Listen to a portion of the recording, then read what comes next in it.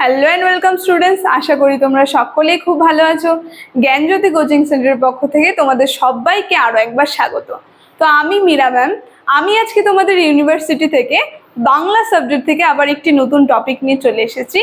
আজকে আমি তোমাদের সঙ্গে যেটি আলোচনা করব সেটি হচ্ছে দল বা অক্ষর কাকে বলে এবং দল বা অক্ষর কয় প্রকার এবং তার বৈশিষ্ট্য নিয়ে আমি আজকে তোমাদের সঙ্গে আলোচনা করব।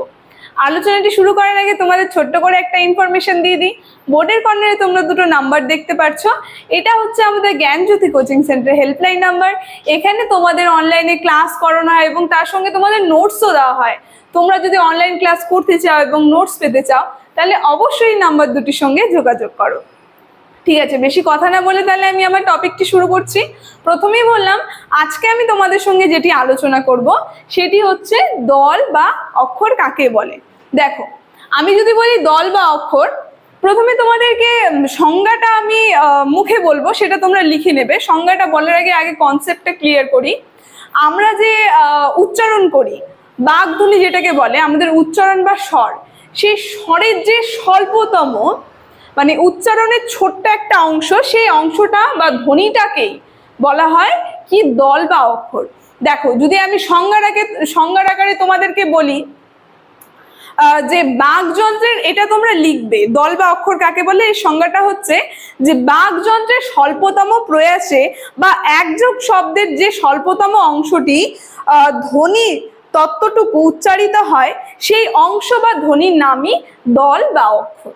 ঠিক আছে, এটা ছিল সংজ্ঞা। আরেকবার আমি বলছি, বাকযন্ত্রের স্বল্পতম প্রয়াসে বা একযোগ শব্দের যে স্বল্পতম অংশটুকু বা ধ্বনিটুকু উচ্চারিত হয়, সেই অংশ বা ধ্বনিটাই হচ্ছে অক্ষর বা দল। মানে একটা শব্দ বলছো যে আমি, উদাহরণ যদি দিই যে আমি ভাত খাই, এই যে স্বরটা যে উচ্চারণ হচ্ছে একটা দলের মধ্যে, একটা বাক্যের মধ্যে যে স্বরটা উচ্চারণ হচ্ছে, এক একটা ছোট্ট অংশ, সেই ছোট্ট অংশটাকে আমরা দল বা অক্ষর বলে থাকি। যেমন তারপরে ক খ গ ঘ, এগুলো কি এক একটা দল বা অক্ষরের মধ্যে পড়ে।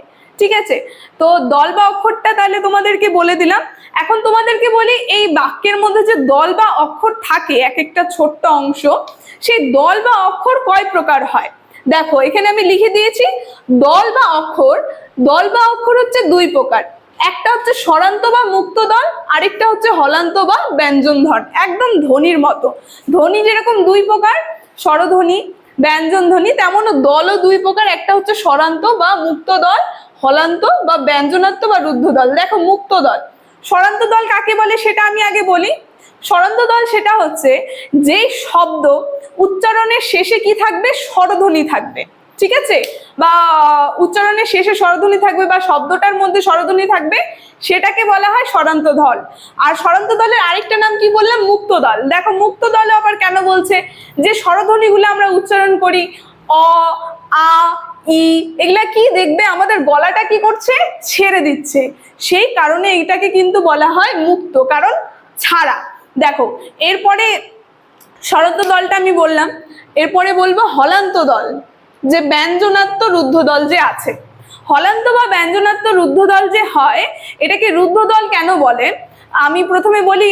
হলান্ত বা ব্যঞ্জনাত্ম দলটা কাকে বলে, দেখো, যে ধ্বনি বা যে শব্দের শেষে ব্যঞ্জন ধ্বনি, অন্তে ব্যঞ্জন ধ্বনি উচ্চারিত হয়, ওটাকে বলা হয় হলান্ত বা ব্যঞ্জনাত্ম দল।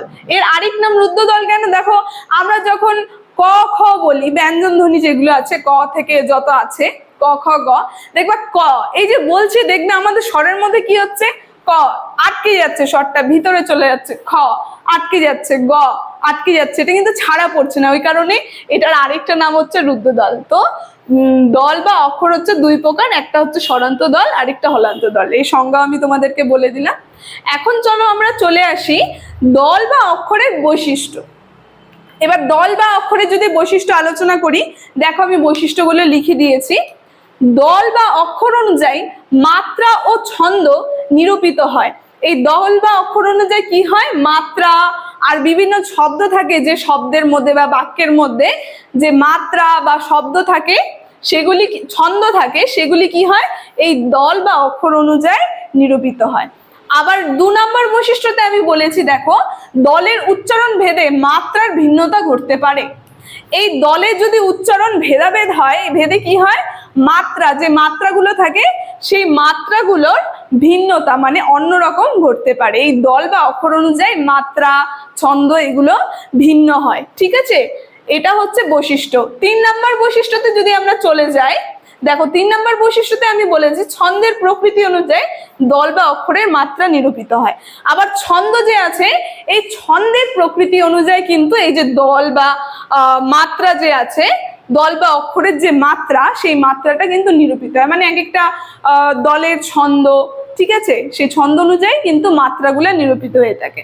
তারপরে 4-এ যদি আমরা চলে যাই, দল, অক্ষর বা দলের উচ্চারণের প্রবণতা থেকে লয় নির্ধারিত হয়। এই যে লয় জিনিসটা আছে, এটা কিন্তু এই দল বা অক্ষরের যে উচ্চারণ হয়, সেই উচ্চারণটা থেকে কিন্তু এই লয়ের প্রবণতাটা তৈরি হয়। ঠিক আছে, তো মেন আমরা দেখলাম কি, এই যে ছন্দ, ছন্দ অনুযায়ী দল বসে, আবার কি হয়, মাত্রা থেকে দলের প্রকৃতি নির্ধারিত হয়, আবার দেখলাম দলের থেকে কি হয়, লয়ের নির্ধারিত হয়।